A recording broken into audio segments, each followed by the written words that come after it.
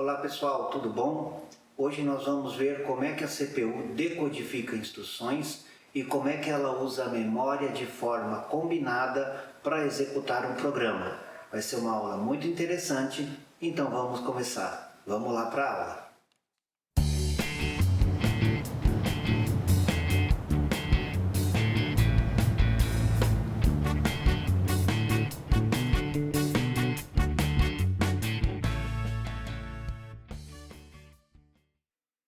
Olá pessoal, vamos para o nosso curso de sistemas microprocessados.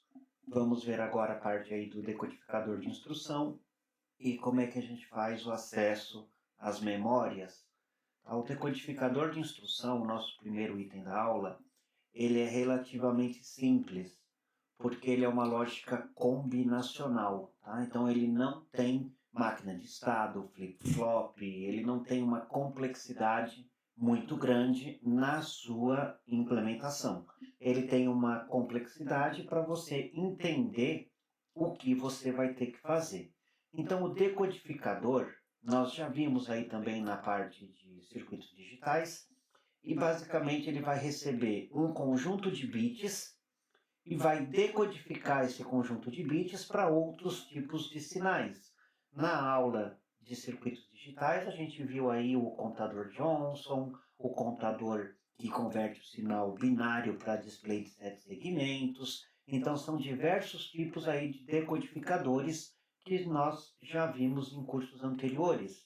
No caso desses sistemas microprocessados, ele vai ser um circuito específico que vai decodificar os bits que você vai ter no seu opcode.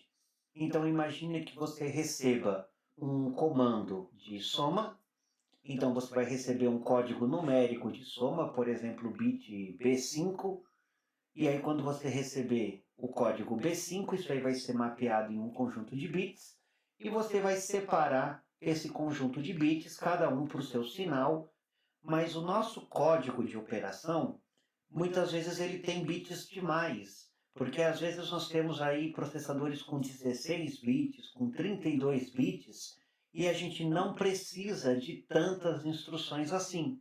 Se nós imaginarmos aí 16 bits, é 2 elevado a 16 saídas. Então é uma quantidade muito grande. Então muitas vezes, alguns opcodes eles não são decodificados. Então quando eu não tenho um sinal para decodificar, eu vou transformar esse opcode em no operation, né, o chamado NOP. E essa no operation vai instruir a CPU para não fazer nada e manter o seu estado atual. Então, se você escrever o comando NOP, o que a CPU vai fazer?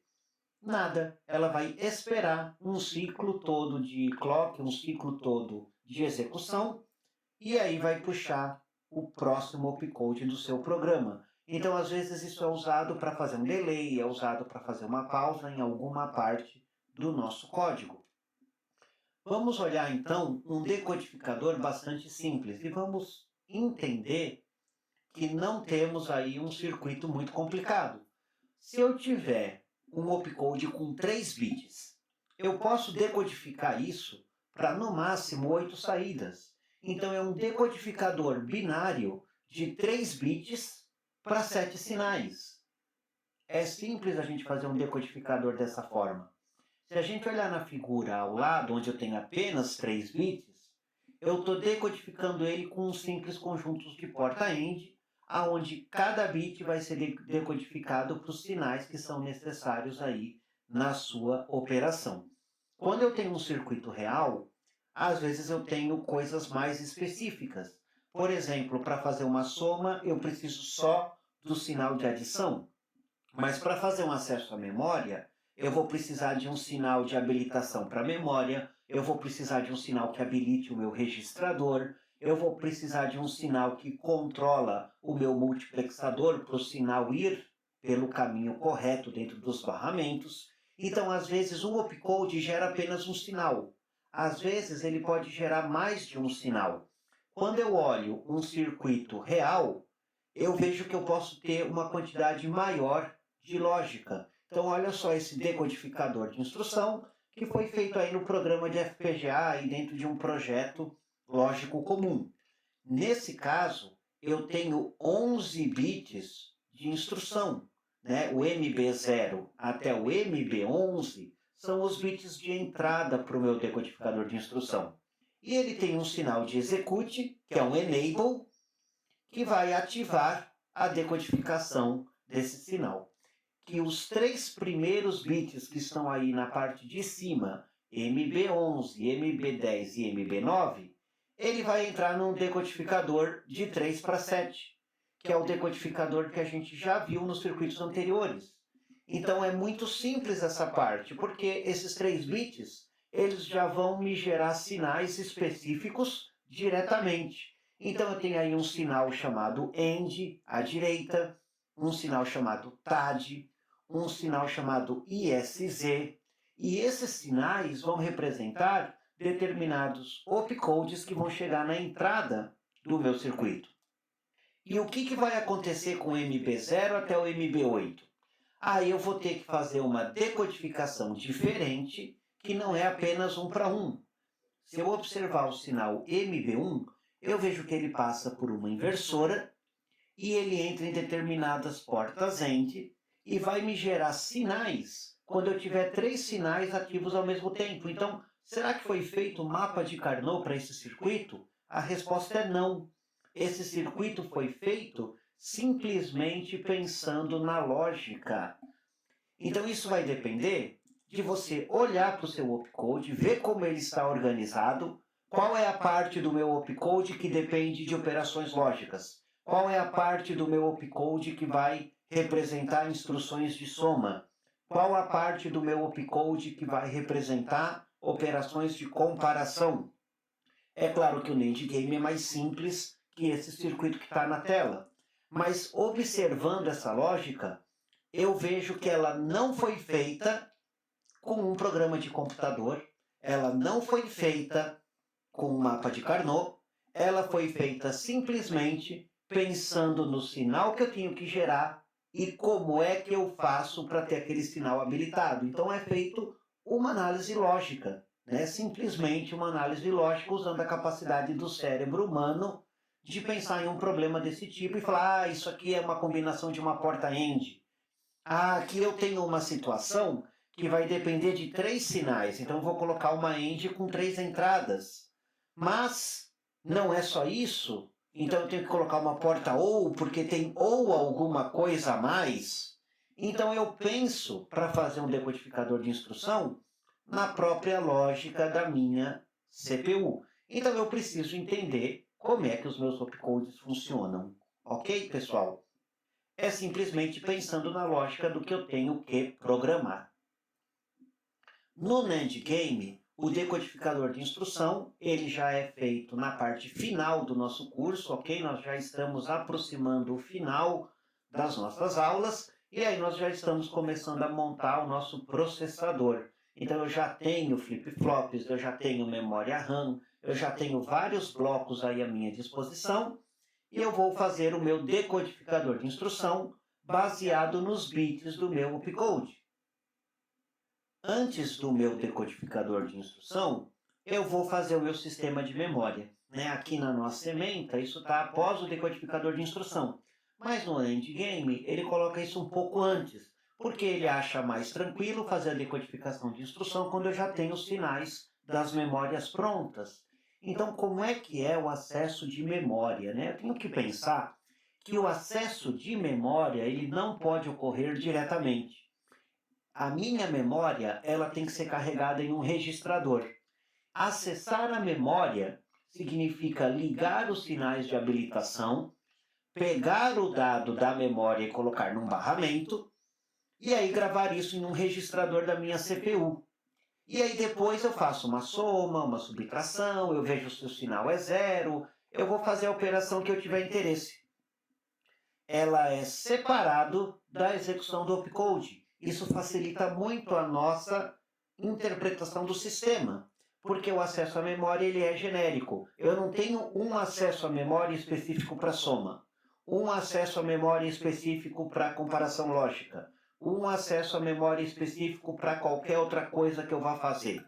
Acesso à memória é simplesmente o acesso à memória. Então eu tenho um ciclo de acesso à memória. Quando eu vou executar um opcode, eu faço um ciclo de acesso à memória na flash. Então eu vou ler o programa que eu gravei no meu sistema microprocessado. E aí esse dado que vai vir representa um opcode. Eu coloco ele em um registrador de instrução. Então o que muda no acesso à memória? Basicamente nada, né? Só o jeito que eu vou interpretar o dado. Se eu acessar um opcode da memória flash, eu acesso a memória do mesmo jeito e coloco ele no registrador de instrução. Se eu acessar um dado da memória flash, eu faço o mesmo ciclo de leitura, só que eu coloco o dado em um registrador de dados porque ele não é um opcode. Então não existe um acesso especial à memória. Eu posso pensar no acesso à memória de maneira cíclica. Eu vou ter um momento de leitura de memória. E depois, seja lá qual instrução que veio, não interessa qual instrução, eu vou executar essa instrução. Então, o ciclo de busca vai fazer a leitura do opcode da memória e colocar no registrador de instrução. Depois eu vou executar essa instrução. E aí, se eu precisar de um dado, por exemplo, a operação de soma pode somar um dado da memória, eu vou fazer um acesso à memória RAM para pegar o meu dado na memória RAM. Então, esses estados, né, que representam ciclos, é o jeito que o meu sistema processado trabalha com acesso às memórias. E aí eu termino de executar a minha instrução. Vamos olhar como é que um programa vai ser executado. Quando eu inicio o meu programa, ele vai pegar a primeira instrução de máquina que eu tenho que executar. Ah, mas o meu programa é grande. Mas ele começa da primeira instrução, depois ele vai para a segunda, depois ele vai para a terceira. Não tem a ver com o tamanho do programa, ele vai fazer esse ciclo várias vezes. Então, se a primeira instrução do seu programa for carregar um registrador, ele vai fazer um ciclo de busca, vai puxar o opcode, que ele ainda não sabe qual é, ele puxou um dado da memória, coloca no registrador de instrução, incrementa o contador de programa, porque depois ele vai fazer a busca da segunda. Aí ele tem o opcode colocado no registrador. Então ele fala, bom, eu terminei então de carregar a minha instrução. Eu terminei o meu ciclo de busca. Aí eu vou fazer a execução desse opcode. Então ele vai decodificar o padrão de bit que está no registrador de instrução e dependendo da instrução que tiver, eu vou gerar diversos sinais, né? Nós já vimos isso aí anteriormente, é uma lógica combinacional, porta-end, porta-or, que vai processar esses bits e vai gerar um monte de sinais lógicos que vão no meu barramento de controle, e esse barramento de controle vai habilitar flip-flop, vai habilitar um demultiplexador, vai habilitar um bloco lógico e fazer a instrução funcionar. Aí ele vai executar essa instrução. Ele já decodificou, já gerou um monte de sinais lógicos, o chip está pronto para trabalhar. Se for uma instrução de movimentar um dado para um registrador, na execução ele vai buscar esse dado. Ele tem que movimentar um dado para o registrador já está habilitado. O que ele vai fazer nesse item 3? Lembra na nossa instrução assembly? Movimenta dado para o registrador. Eu tenho um operando. Esse dado vai vir de algum lugar. Qual é o dado? Aí ele vai ver, olha, o dado vem da memória RAM. Então ele vai fazer um ciclo para habilitar a minha memória RAM e gravar o dado que tiver na memória RAM dentro de um registrador. E terminou. Ele moveu um dado para o registrador, buscou a instrução, decodificou, executou a instrução, carregando o dado da memória RAM. Busca a próxima instrução. Qual é a próxima instrução? Suponha que seja uma soma. Então ele não sabe ainda, ele busca a próxima instrução, acessa a memória, carrega o opcode da instrução e põe no registrador. Não interessa qual é a instrução, ele ainda não sabe, ele está lendo. Acabou de ler a instrução, terminou o ciclo de busca. A instrução foi para onde? Para o registrador de instrução, que vai ter que ser decodificado. Aí a decodificação de instrução vai observar e falar, ah, esses bits aqui representam uma soma, opcode do ADD. Então eu vou habilitar minha LU, eu vou habilitar o acesso à memória, porque a soma vai trazer um dado, tem esse registrador aqui que eu carreguei que eu vou usar, tá tudo pronto para fazer a minha soma. Já decodifiquei a minha soma. Então executa a soma. Traz o dado da memória RAM, coloca no registrador, habilita a minha LU, a LU vai rodar a minha soma e vai colocar o dado no registrador de saída. E acabou, a soma é só isso. E o que ele vai fazer depois da soma? Ele busca a próxima instrução. Suponha que eu quero pegar o resultado da soma e guardar na memória RAM. Então eu vou rodar o comando de store. Então ele vai buscar a próxima instrução, que ele não sabe ainda qual é, carrega da memória, coloca no registrador de instrução. Aí ele decodifica isso. Ele vai olhar o opcode e falar, ah, esse opcode é porque ele quer mover um dado para a memória. Não interessa se o dado foi de soma, de subtração, é independente. Então ele vai mover um dado para a memória. Ele decodifica, habilita o registrador que precisa, habilita o caminho de dados e vai executar a minha instrução. O que ele vai executar? Colocar um dado na memória RAM. Então ele precisa fazer um ciclo de escrita na memória RAM, isso que é executar a instrução, já vai estar tudo habilitado, e aí aquele ciclo de escrita na memória RAM vai pegar o dado do registrador que já foi habilitado no caminho correto e gravar na memória. E terminou. Aí ele busca a próxima instrução, que ele não sabe qual é, coloca no registrador de instrução, decodifica os sinais elétricos, deixa tudo preparado, executa a instrução. Busca a próxima instrução, decodifica e executa. Busca a próxima instrução, decodifica e executa. É muito importante o ciclo de acesso à memória. Preciso fazer a memória funcionar em conjunto com todos esses registradores. Então, olhando de um modo mais detalhado ainda, eu vejo que buscar a próxima instrução, ele incrementa o contador de instrução. Então, ele busca a minha instrução e incrementa para depois pegar a próxima. Decodifica o meu opcode. Tem opcode que não tem operando. Imagina que é o ADD. O ADD precisa de um operando. Ele tem que buscar um dado na memória para somar. E se for o incremento? O incremento não tem dado, ele incrementa, o valor é fixo, incrementa 1. Então, quando não tem operando, ele nem faz o ciclo, então ele executa direto, pega o registrador, soma 1, acabou. Aí ele vai pegar o próximo endereço da instrução, que é o acesso à memória, e vai buscar a próxima instrução. Incrementa o meu contador, para o futuro eu saber qual é o endereço que eu vou ler, decodifica esse operador. Preciso buscar algum dado da memória? Tem algum operando? Se tiver, ele busca, faz o cálculo do endereço, acessa o operando, faz a operação, busca a próxima instrução, incrementa o contador e assim por diante. Eu acredito que fica mais fácil para vocês entenderem, mostrando assim, com diferentes níveis de detalhamento. Vamos revisar rapidinho? Então eu tenho ciclo de busca, ciclo de execução. A busca vai ler o opcode, a execução executa. Mas como é que isso acontece dentro da minha CPU? Eu tenho um ciclo de busca que vai acessar a memória com o meu opcode, vou decodificar esse opcode e vou executar. É por isso que eu preciso do meu decodificador de instrução. Mas, no detalhe, como é que isso funciona quando eu tiver que colocar isso no NAND Game? Funciona dessa forma. Eu tenho como se fosse um algoritmo que a cada nível de clock vai executando passo a passo as operações que eu tenho no meu hardware. Tudo bem, pessoal? Mas é trabalhoso entender o que você precisa fazer com essa lógica.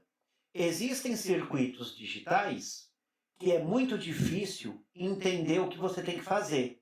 Por exemplo, uma máquina de estado é difícil, mas o circuito é pequeno. No caso do nosso acesso à memória, o circuito ele não é muito pequeno, mas ele é fácil de você entender o que acontece. Então, se a gente olhar no nosso NAND Game, eu vou ficar um pouco intimidado. Eu tenho registro, eu tenho RAM, eu tenho blocos lógicos, eu tenho resultados aí com vários bits para apresentar, eu tenho entrada com vários bits para trabalhar. Então não é uma coisa muito pequena, mas o circuito é fácil. Eu tenho nesse NAND Game registro e memória RAM. Então já facilitou sua vida aí. Não tem memória flash. Foi carregado o programa na memória RAM e ele vai rodar o programa da memória RAM. Como é que eu faço acesso da minha memória RAM? Eu faço acesso com 16 bits. Tá? Esse processador aí está pensando em 16 bits. Então eu preciso colocar minha memória RAM. Eu tenho a minha linha de dados, a minha linha de endereço e os meus sinais de habilitação. O acesso da minha memória, eu tenho os sinalizadores que são os sinais de controle. Então, o meu sinal de controle pode direcionar a minha memória RAM para diversos registradores. No caso, eu tenho o registrador A, o registrador D e o registrador A asterisco. E ele vai ser controlado pelos sinais de entrada. Por que existem aqui algumas palavras estranhas? Está escrito aqui 1D, asterisco, bandeira. É por causa da tradução. A tradução às vezes não foi tão feliz. Mas quando eu tenho dificuldade com inglês, eu vou entender esse texto em português e isso vai facilitar que eu volte para o NAND Game tradicional em inglês e consiga colocar os meus circuitos. Combinar os meus sinais de entradas, tá? Que é o meu barramento de controle. E esse barramento de controle, ele vai simplesmente colocar os sinais de habilitação para que a minha memória RAM seja direcionada para o registrador correto. Então eu tenho que combinar registradores com a memória RAM para a memória RAM ir para o seu lugar. Uma hora eu estou lendo instrução, uma hora eu estou lendo dados, uma hora eu estou lendo operando, e cada um desses valores tem que ir para o seu registrador correto. O que faz o dado ser um opcode? Ele tem que ir para o registrador de instrução. E se ele for um operando, ele tem que ir para o registrador de dados. Então, nesse exemplo aqui, nós vamos ter apenas um banco de memória RAM e apenas 2 registradores. Isso é bom porque a minha lógica vai ser pequena, mas serve para a gente entender o conceito envolvido. Observe como esse módulo é importante. Ele envolve todo o caminho da memória até o registrador, que é correto, e é a atividade aí que vocês vão fazer no NAND Game. Eu espero que vocês tenham gostado da aula, que vocês tenham entendido esses ciclos de acesso da CPU, a lógica do decodificador de instrução, que é feita muitas vezes manualmente, tá? Não é necessário fazer um mapa de Carnot, uma lógica complicada, né? Se você não conseguir combinar isso usando apenas a lógica do ser humano, dá para fazer um mapa de Carnot também, mas na maioria das vezes não é necessário. Pessoal, bom estudo para vocês. Espero que vocês tenham gostado da aula de hoje.